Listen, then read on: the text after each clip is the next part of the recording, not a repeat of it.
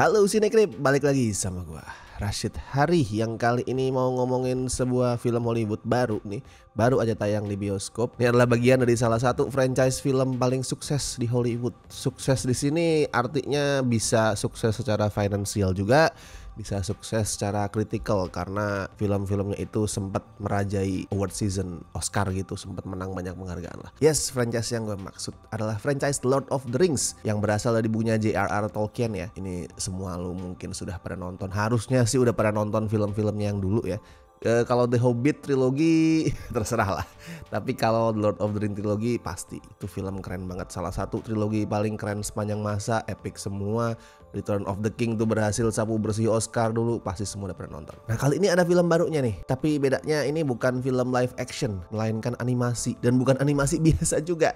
Ini animasinya ngikutin style animasi Jepang, alias jadi anime. So yang terbaru ini adalah The Lord of the Rings movie versi anime, yaitu yang judulnya The Lord of the Rings The War of the Rohirrim, yang dibikin sama sutradara Jepang yang namanya Kenji Kamiyama. Jadi ini bukan sebatas usaha orang-orang barat ngebuat anime, tapi juga menyertakan sinias Jepang. Nah si Kenji Kamiyama ini sebelumnya pernah juga nih bikin beberapa series anime yang gue yakin kalau buat penonton film pasti familiar. Jadi bukan cuman para penonton anime ya, tapi penonton film mungkin familiar. Kayak beberapa seri Ghost in the Shell, terus dia juga sempat bikin Star Wars Visions juga, terus terakhir dia bikin series Blade Runner Black Lotus. Jadi kayak sudah familiar lah ibaratnya Pak Kenji ini sama cara mainnya Hollywood ya. Nah tapi sebenarnya film animasi Lord of the Rings tuh nggak terlalu baru juga. Mungkin kalau buat penonton sekarang kerasanya baru ya, karena kalau sejak eranya Peter Jackson tuh belum pernah ada yang bikin film animasi Lord of the Rings. Tapi kalau dulu itu banyak sebenarnya. Bahkan salah satu adaptasinya Tolkien yang pertama tuh formatnya animasi. Tahun 67 tuh ada tuh The Hobbit, tapi itu versi film pendek ya, cuman sekitar 10 atau 11 menit gitu. Terus tahun 77 juga ada adaptasi The Hobbit tapi khusus dibuat untuk TV, yang kemudian dibikin sequelnya juga yang judulnya The Return of the King. Dan yang film bioskop itu yang pertama adalah The Lord of the Rings tahun 1978. Itu adaptasi Lord of the Rings layar lebar pertama, formatnya animasi.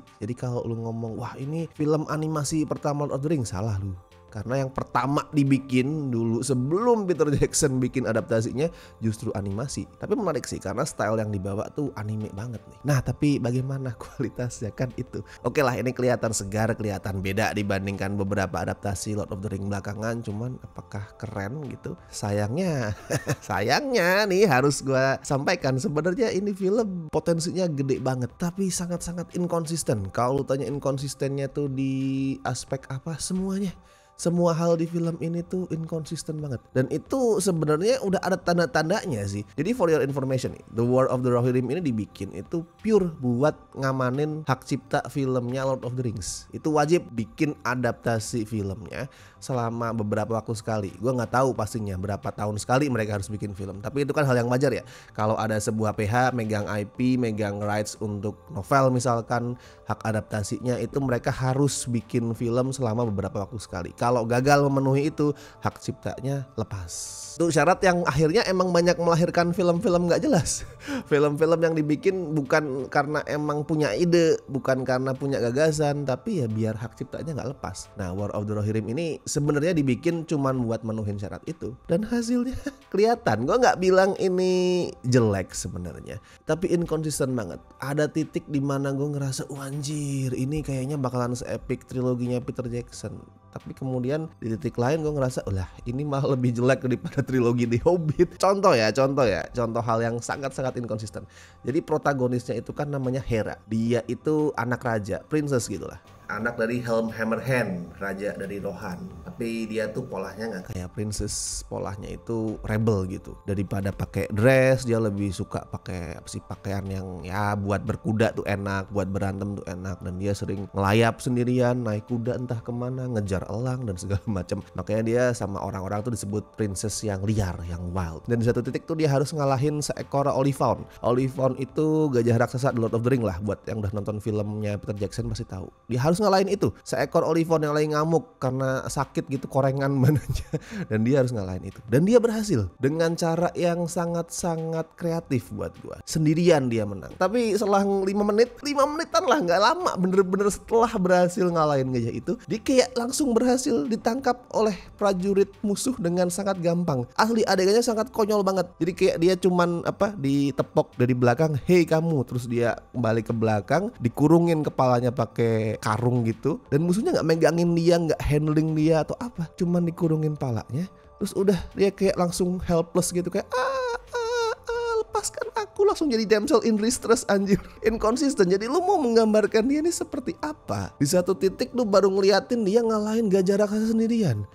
Kok selang 5 menit dia jadi damsel in distress yang teriak-teriak kalau ditangkap sama musuh, dan musuhnya manusia biasa dan nggak ngapa-ngapain, nggak dipentung kayak, nggak dipukul kayak, nggak diborgol, diapain, cuman dikurungin kepalanya, set, terus dia kayak langsung itu konyol banget anjir. Lu mau bikin dia tuh karakter seperti apa? Gue bingung. Dan inkonsistensi macam itu muncul di hampir semua hal di film ini lah. Yang BTW ceritanya itu ngambil latar sekitar 183 tahun sebelum itu trilogi Lord of the Rings ya. Dan settingnya kayak tadi gue bilang adalah di kerajaan Rohan yang dipimpin sama Raja Helm Hammerhand. Nah, masalah utamanya adalah di suatu malam Helm Hammerhand ini, raja yang lumayan emosional itu, tanpa sengaja ngebunuh Lord of the Landings karena mereka tuh berkonflik gitu. Jadi kayak Lord of the Landings tuh pengen menikahkan anak dia yang namanya Wolf ke Hera. Menurut dia itu biar rakyat bersatu. Padahal sebenarnya dia ingin menguasai tahta tuh. Itu siasat dia buat mengambil alih tahta dari si Helm Hammerhand. Pak Helms ini, Pak Raja ini nggak terima. Ditantang lah si Lord of the Landings itu buat berantem. Dan dalam satu pukulan des gitu, Lord of the Landingsnya modiar anjir. Emang sangar sih, emang kuat sih ini si Raja Helm Hammerhand ini. Dia kuat banget, satu pukulan One Punch Man dia itu, satu pukulan musuhnya mati. Kaget juga dia, it's impossible.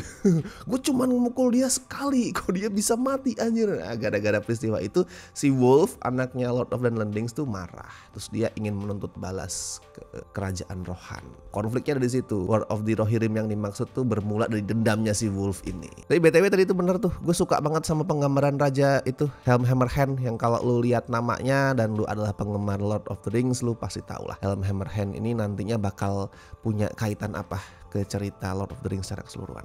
Tapi gue suka sama raja ini. Dia ngingetin kalau fans One Piece nih, fans One Piece, lu bakalan teringat ke karakter Whitebeard pasti. Shirohige. Dari banyak hal tentang raja ini, gue nggak akan spoiler, tapi dari banyak hal tentang raja ini, dari looknya yang emang rambutnya putih, badannya udah tua tapi gede, keker, sampai ya nanti ada sebuah adegan yang penting banget di belakang, ini akan teringat banget ke Shirohige. Paling kuat di satu kerajaan. Gue suka sama penggambaran dia. Nah, penggambaran Hera nih yang tadi udah sempat gue mention ya, yang agak bikin gue bertanya-tanya. Dia sebenarnya karakter yang keren loh. Lord of the Rings tuh walaupun tetap ada karakter perempuan yang kuat ya, tapi kan tetap yang mendominasi itu karakter-karakter cowok. Jadi pada saat ada karakter cewek di Lord of the Rings kayak si Hera ini, gue sangat welcome. Tapi ya itu tadi, inkonsisten penggambarannya. Gue nggak tahu penulis naskahnya itu pengen memperlihatkan Hera sebagai karakter seperti apa. Awalnya gue pikir pengen diliatin proses dia tuh, dari seorang putri yang wild, yang liar, yang nakal, yang cerdas, tapi sebenarnya dia nggak terlalu jago di medan perang. Terus kemudian berproses karena ada peperangan, akhirnya dia jadi sosok putri yang kuat juga, yang bisa berantem. Awalnya gue pikir pengen berproses seperti itu, ditambah elemen-elemen coming of age ya, yang tadinya mungkin rebel, nanti berubah jadi lebih dewasa, lebih mature gitu. Cuman nggak seperti itu juga yang digambarin. Karena gini, di awal gue emang pikir seperti itu, karena yang digambarin di awal adalah kepintaran dia. Kayak tadi bisa ngalahin Olivon dengan gampang pakai otak dia itu. Tapi kemudian ditangkap dengan gampang juga sama lawan.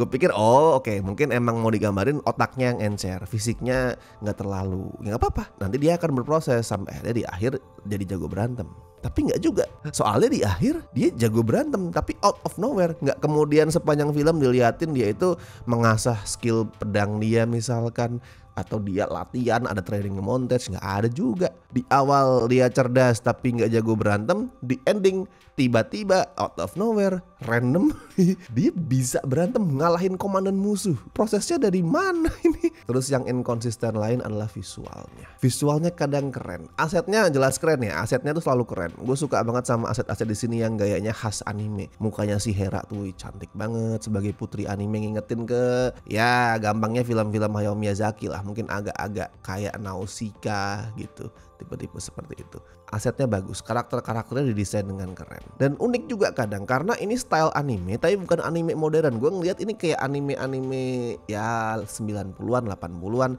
tapi dengan rendering yang lebih bagus ya. Gue ngeliat wah ini anime lawas nih, makanya kayak beberapa gerakan yang agak kasar atau frame yang kayak mungkin gak smooth. Gue pikir awalnya itu adalah sebuah kesengajaan, wih anjir ini kayak nonton anime zaman dulu nih, gak yang sesmooth sekarang. Gue suka tapi kemudian inkonsisten lagi karena setelah nampilin visual khas anime jadul, mereka beberapa kali pakai CGI yang terlalu modern, nggak ngeblend. Ini maunya seperti apa?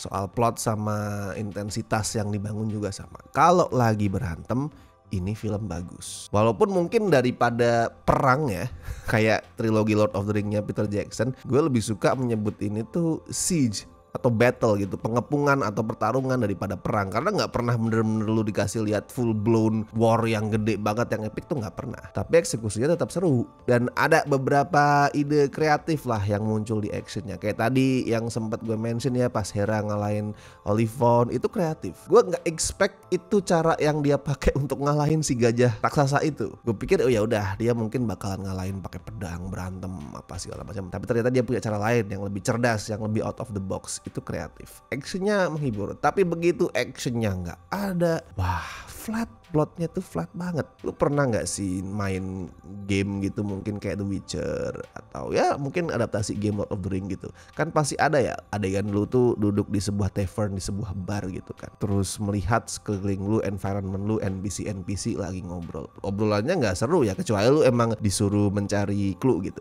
Obrolannya kan ya udah tidak menghibur, mereka cuma sebatas nah War of the Rohirrim ini sama kayak gitu.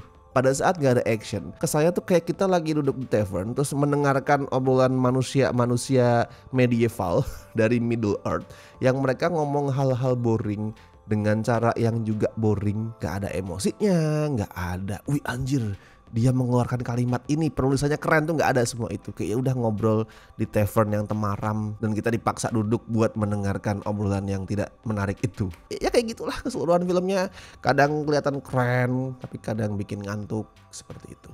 Cuman kalau buat fans beratnya Lord of the Rings sih gue rasa ini patut untuk ditonton sih, karena ini bisa jadi sempilan yang menarik buat ngisi gambaran menyeluruh soal sejarah Middle Earth. Lu akan jadi tahu, oh ternyata dulu Helm's Deep yang sempat jadi latar salah satu perang di Lord of the Rings yang kedua ya, itu seperti ini ternyata tempatnya. Oh sejarahnya tuh seperti ini, Raja Hammerhand tuh kayak gini.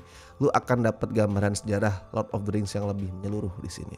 Dan gue juga suka gimana film ini tidak terlalu bergantung sama fan service, nggak kemudian berusaha ngait-ngaitin dengan film yang sudah ada secara berlebihan tuh enggak. Ya ada sih tetap fan service, tapi di belakang nanti ada cameo, ada name dropping, nama yang pasti lu semua udah pernah tahu, tapi itu di belakang, di konklusi. Jadi nggak masalah. Overall filmnya berdiri sendiri, nggak harus bergantung ke fan service, nggak berusaha ngait-ngaitin ke film yang udah lama, yang udah ada. Dia berhasil berdiri sendiri, itu kelebihannya sih. Well, kalau skor ya gue kasih 6,5 lah dari 10. Masih enjoyable, silakan lu tonton karena ini layarnya sudah sangat-sangat terpangkas ya, sepi banget ini. Padahal kalau misalkan lagi ngomongin film nih sama orang, sama temen, itu sering banget yang keluar apa film favorit tuh Lord of the Rings. Wih, begitu ada filmnya tayang tidak ada yang nonton. Kenapa nggak tahu, tapi silakan lah kalau lu fans atau lu pengen berkenalan dengan Middle Earth, ditonton mumpung belum hilang. Besok ada Lion King tuh, wah udah makin abis nih layarnya, jadi silakan ditonton. Dan buat yang udah nonton silakan juga bagiin review lu di kolom komentar, bebas berkomentar seperti apapun. Dan seperti biasa gue ingetin jangan lupa like video ini, subscribe Cinecrip, terus lu juga bisa isi review filmnya di Score Film. Sudah ada beberapa review yang masuk di sana, silakan lu isi juga. Dan lu juga juga bisa join membership sesuai dengan tier yang telah tersedia. And thank you so much buat teman-teman yang masih join sampai hari ini, terutama mereka-mereka ini dari tier Besti, La Familia, makasih banget. Tier Sobat juga makasih. Silakan buat yang mau gabung, lo kan bisa join live stream khusus member bulanan. Oke, kalau gitu gue Rashid Haris, sampai ketemu di review-review berikutnya.